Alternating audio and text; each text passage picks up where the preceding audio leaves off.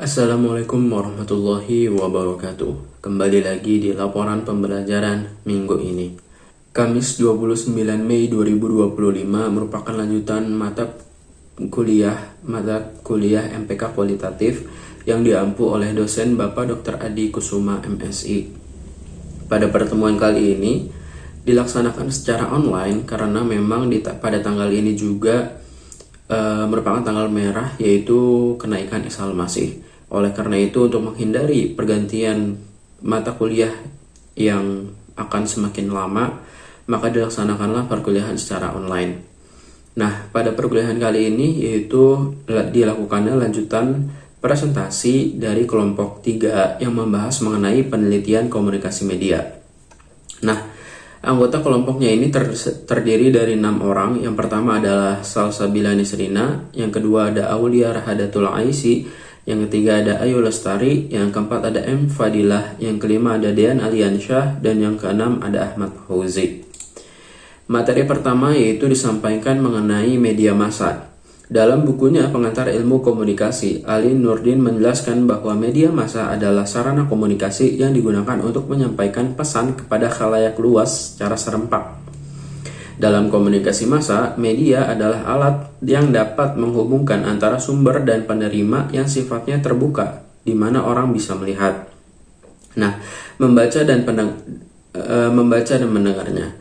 Media dalam komunikasi massa dapat dibedakan menjadi dua macam, yaitu ada media cetak dan juga media elektronik. Media cetak seperti halnya surat kabar lama, majalah, buku, brosur, stiker, buletin, handout, poster, dan juga spanduk. Nah, media elektronik yaitu seperti media radio, film, televisi, video recording, komputer, electronic board, audio kaset, dan juga semacamnya.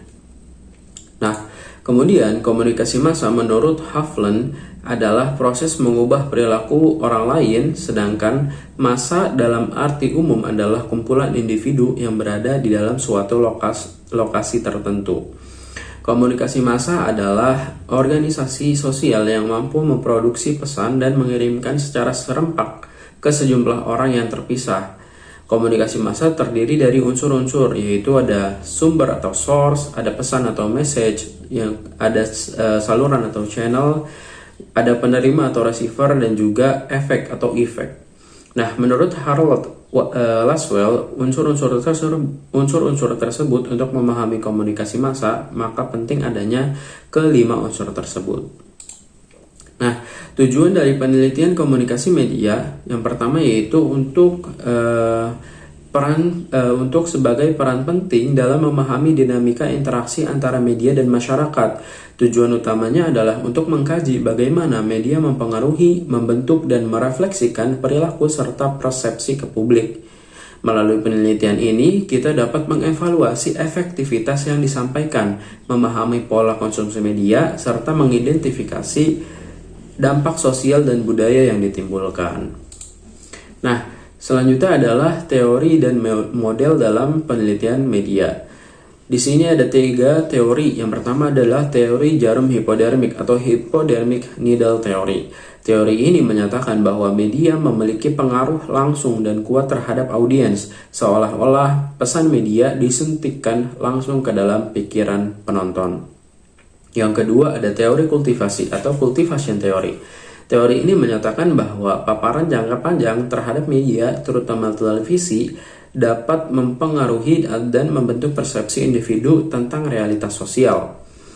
Kemudian ada teori behaviorisme. Teori behaviorisme berasumsi bahwa semua perilaku manusia dibentuk oleh stimulus dan dari lingkungan dan respon yang diberikan melalui proses pengkondisian. Dengan kata lain, manusia adalah produk dari lingkungan tersebut. Nah, selanjutnya ada model komunikasi. Di sini ada satu model komunikasi, yaitu dari model komunikasi Laswell. Laswell menyatakan bahwa komunikasi itu adalah who says what, in which channel, to whom, with what effect. Artinya, siapa berkata apa, melalui media atau saluran apa, kepada siapa, dan efeknya itu apa. Model ini menggambarkan proses komunikasi dengan pertanyaan, siapa mengatakan apa kepada siapa melalui saluran apa dengan efek apa. Kemudian ada model SOR ataupun Stimulus Organism Response. Model ini menjelaskan bahwa stimulus dari media mempengaruhi organisasi ataupun audiens yang kemudian menghasilkan respon tertentu, yaitu terdiri dari stimulus atau input, kemudian diolah kepada organisme, diorganisir, kemudian memberikan respon ataupun output. Nah, kemudian ada metode penelitian komunikasi media secara pendekatan kualitatif. Pendekatan kualitatif berlandaskan pada paradigma interpretatif yang menekankan pada pemahaman mendalam terhadap fenomena komunikasi dalam konteks sosial dan budaya. Tujuan utamanya adalah untuk mengeksplorasi makna, pengalaman, dan perspektif individu atau kelompok dalam berinteraksi melalui media. Metode pengumpulan data dalam pendekatan ini meliputi wawancara mendalam seperti observasi partisipatif, studi kasus, dan analisis kuantitatif. Mungkin itu saja yang dapat saya sampaikan, kurang lebihnya mohon maaf. Wabillahi taufiq wal hidayah. Wassalamualaikum warahmatullahi wabarakatuh.